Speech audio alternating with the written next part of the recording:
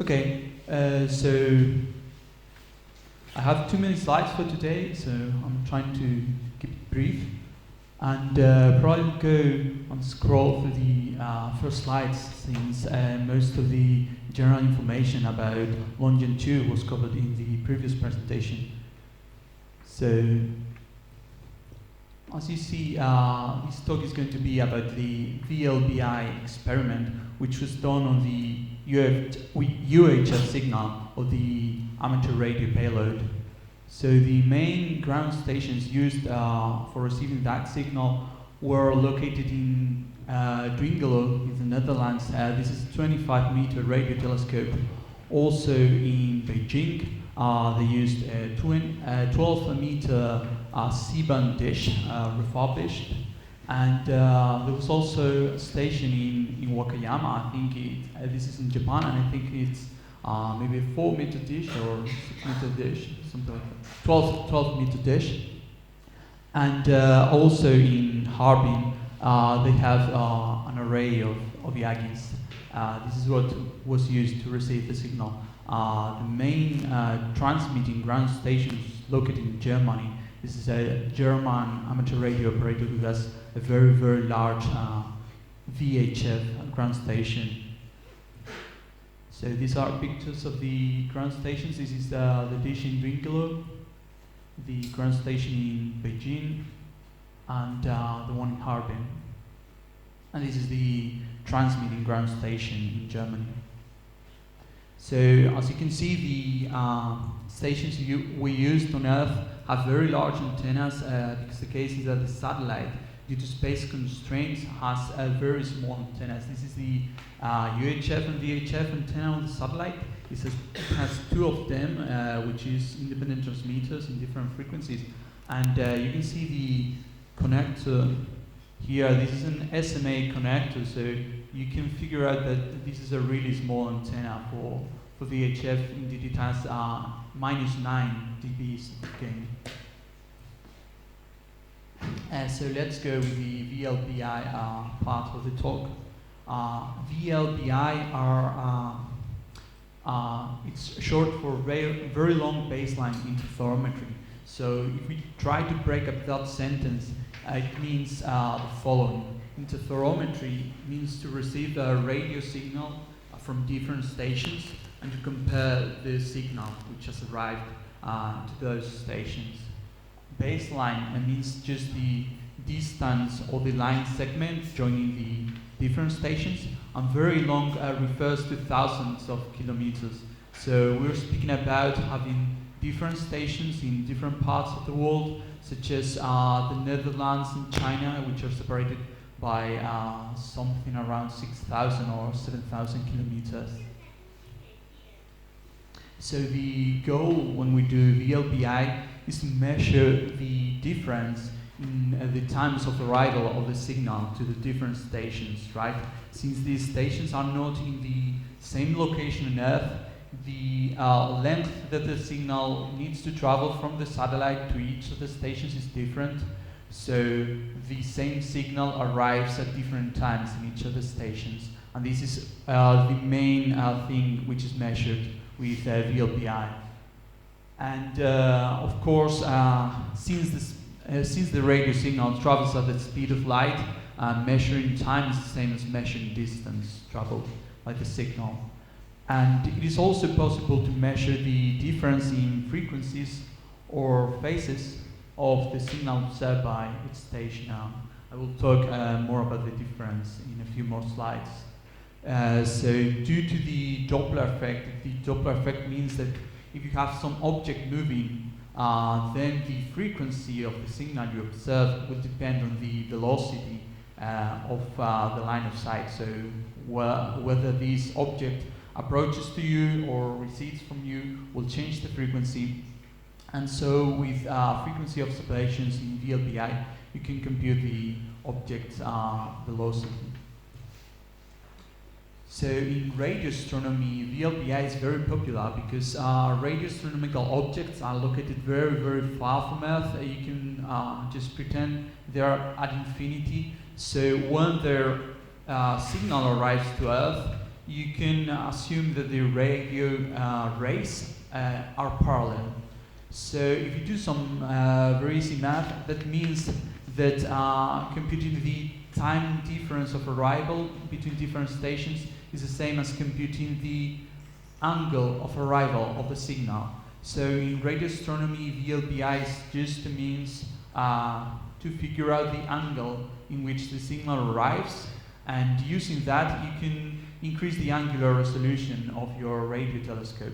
So with a normal radio telescope, this is just a single dish, you have a resolution of 0.1 degrees, and using VLBI you can get a power of 10 to the 8 improvement on resolution. This is how they managed to do this imaging of the black hole on the galaxy M31. This is a really, really tiny object on the sky. So effectively, by combining the signals on 2 or more radio telescopes, you are synthesizing a radio telescope whose size is as large as the baseline, so potentially as large as the Earth.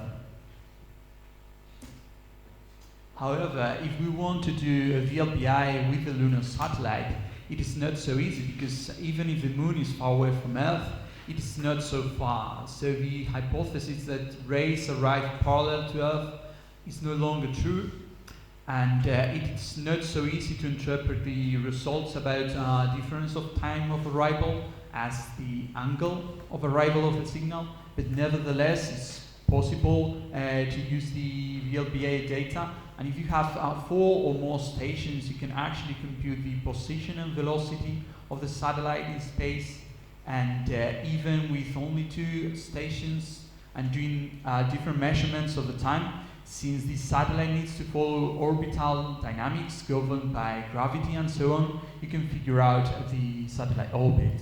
So VLBI can be used as a means to compute satellite orbits. This is known as orbit determination. So in practice, what we did was to use synchronous receivers. So you need, for some way, to have receivers in different places of Earth synchronized. So this is done using GPS. You use 10 MHz signal from a GPS disciplined clock, and also a 1 pulse per second signal.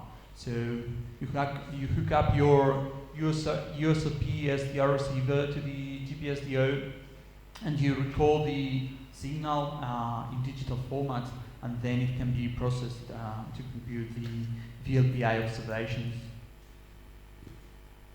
There are, as I mentioned, 2 different measurements you can make. The first of them uses the modulation of the signal. So this is measuring difference in time of arrivals. What you're seeing there is, okay, maybe at the same time this station is seeing bit number 37 in the signal, while this other station is seeing bit number 38. You compare the symbol sequence that arrives to each of the stations. So since this uses the modulation of the signal, the accuracy you get from these measurements depends very much on the symbol rate. And I have this comparison between what we can get with longitude and something we are familiar with, which is GPS. And GPS uses approximately 1 MHz symbol rate, so the symbol length is 300 meters. And the accuracy we get from these measurements is on the order of 1 meter. But on the other hand, longitude, due to its weak signal mode, which it uses to communicate with Earth, it has a much slower symbol rate of only 250 or 500 symbols per second. So the symbol length is huge, it's 1,000 kilometers. So the precision is 2,000 times worse than GPS, and we can only aim for resolution on the order of 1 kilometer or more. However, if we use phase or Doppler measurements, the thing we are measuring is the carrier frequency of the signal. So when comparing with GPS uses L-band, and the wavelength is 20 centimeters. And we get sub-centimeter precision, actually a few millimeters of error with carrier phase observations. And in longitude, the wavelength is 70 centimeters actually. So this is only 3.6 times worse than GPS. So the conclusion is that while distance measurements using VLBI from longitude are very imprecise, speed measurements, which is the RFS, are very, very precise. So this is the results of one of these experiments. It was done on November last year, and the receiving stations were in the Netherlands, in Shanghai, in Beijing, and in Harbin. And the signals we used were SSDB signals, so this is digital data from the camera. And the good things about these signals is that these are long transmissions, lasting 30 minutes each, so you can produce continuous measurements during the time when the signal is on. And the frequency is 436 megahertz. So, as I mentioned, we can obtain continuous signals, continuous measurements. We do a coherent integration time of 3 seconds, and we measure difference in distance using the modulation, and also the phase of the signal. And the difference in velocity is computed using Doppler, so this is the derivative of the phase measurements. Since distant measurements are very noisy, the idea here is to use the velocity measurements as a kind of filter. So there are 2 filters I experimented with. The first one is a very basic filter, which is known from satellite navigation literature as the Hatch filter. And this is a simple one-pole IRR filter, and also a Kalman filter, which is something smarter than the Hatch filter. And the results were compared with an orbital simulation using the ephemeris of the satellite, so the orbital information of the satellite provided by the Chinese Deep Space Network. So this is the magnitude of the correlation. We can see here the noise floor when no signal is present. We have a trace for each of the pair of ground stations, and when we have signal, we can just read out the signal to noise ratio of each of the pairs of baselines. So of course the best baseline is Netherlands and Beijing, since they have the largest dishes, and we have, 40 decibels of signal to noise ratio. So these are the results. In blue dots we can see the unfiltered measurements for distance. So we have a cloud of measurements which spreads like 10 or 20 kilometers.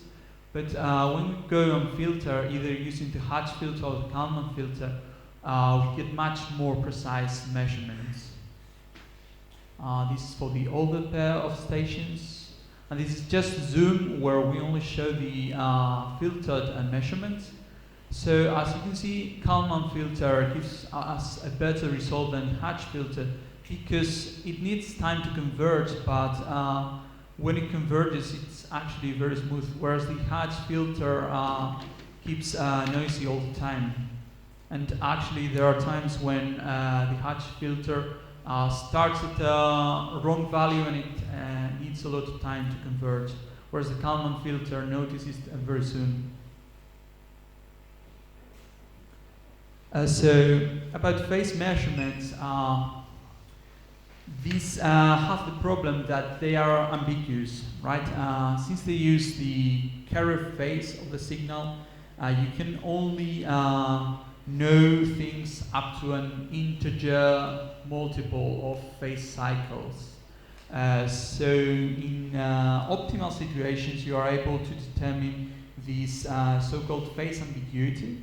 And when you are able to do so, you can use phase measurements just as distance measurements. But if you are not able to do that, then it's not really easy to use them, because you have this unknown number of wavelengths. So the usual thing to do about it is to do the time derivative, and you get velocity, which is similar to Doppler. There's also a problem, which is that if the transmitter frequency is not exact, and of course in the case of long gen 2 it doesn't have an atomic clock such as GPS, it just have a normal TCXO, so every frequency error you have will accumulate in the phase measurements, and so your phase measurements will diverge over time, giving you worse and worse results. So everyone will tell you that to perform phase measurements, the transmitter needs to be really stable in frequency. But I wanted to know if the transmitter on Longgen 2 is stable enough, and whether we can use phase measurements or not.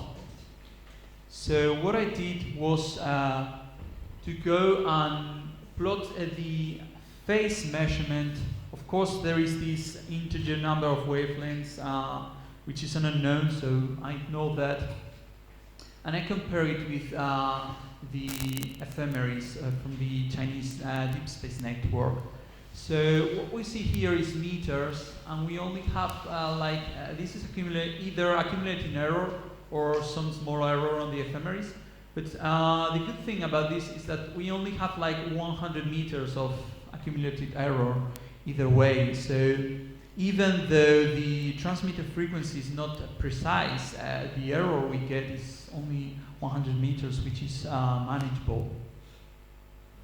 And there is actually a reason for this. If you go and do some calculations, it turns out that the error you get in range is equal to the relative error you have in frequency multiplied by the difference in distances you are measuring. So in the case of Longgen 2 VLBI, we have distances around 10 to the 6th meters. So if you have 1 part per million frequency error, which is something normal for a TCXO, then we have 1 meter of accumulated error. So even though the transmitter frequency is not very precise, we can still work with phase measurements. So things to do in the future. Still, there are many recordings we need to process. So far, we didn't process any of the Wakayama recordings, so we need to do that. Also, an interesting thing to do is to combine phase observations in the 2 frequencies used by the satellite. This gives us a wavelength which is 300 meters. So it's actually very helpful in getting from the very long wavelength of the data modulation to the very short wavelength of the carrier frequency. It can be used as a help in the middle to try to compare both. Actually, using these observations for orbit determination is another task I would like to attempt. And also, something really interesting is that at many points in the mission, the telescope in Dwingelo was able to observe the signal from the satellite not only by the direct path, but also reflecting on the moon's surface. So you can tell the two signals apart because of the Doppler effect, so they will show up at different frequencies. And it will be really interesting to perform VLBI measurements on the reflected signal, so you can not only figure out the extra amount of distance that the signal needed to travel, but also something about the area of the moon where the signal reflects, whether it is like a very small area on the surface or whether it's like most of the lunar surface. So currently we don't know that, and if some of the data we've recorded has good data for signal reflections, maybe we could try to solve these questions. So these are some of the references of the people that have been working in the VLBI project, and with this I come to the end of my talk. Thank you.